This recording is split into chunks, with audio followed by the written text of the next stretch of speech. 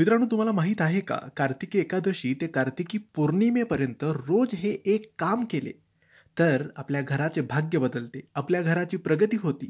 रोग, आजार, व्याधी घरापासून लांब राहतात. नोकरी असेल तर नोकरीत प्रगती होते, व्यापार असेल तर व्यापारात प्रगती होते. मित्रांनो, कार्तिकी एकादशी 2 नोव्हेंबर रविवारच्या दिवशी आहे आणि कार्तिकी पौर्णिमा 5 नोव्हेंबर बुधवारच्या दिवशी आहे. म्हणजे अगदी 4 दिवसांचा हा कालावधी तुम्हाला मिळणार आहे.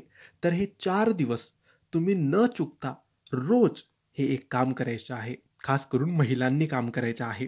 ते म्हणजे रोज आपल्या घरातल्या किंवा घराच्या बाहेरच्या तुळशी वृंदावनामध्ये सकाळी अंघोळ झाल्यानंतर, आपल्या घरातली देवपूजा झाल्यानंतर 1 लोटाभर पाणी, तांब्याचा लोटा, स्टीलचा लोटा, कोणत्याही लोट्यात शुद्ध पाणी भरून तुळशीमध्ये वाहायचं आहे, तुळशीमध्ये अर्पित करायचं आहे आणि त्यानंतर हात जोडून हा मंत्र 11 वेळेस बोलायचा आहे.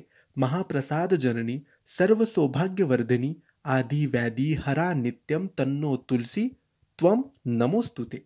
या मंत्राचा जप 11 वेळेस करायचा आहे. फक्त 4 दिवस तुम्हाला हे करायचं आहे, 2 नोव्हेंबरपासून 5 नोव्हेंबरपर्यंत.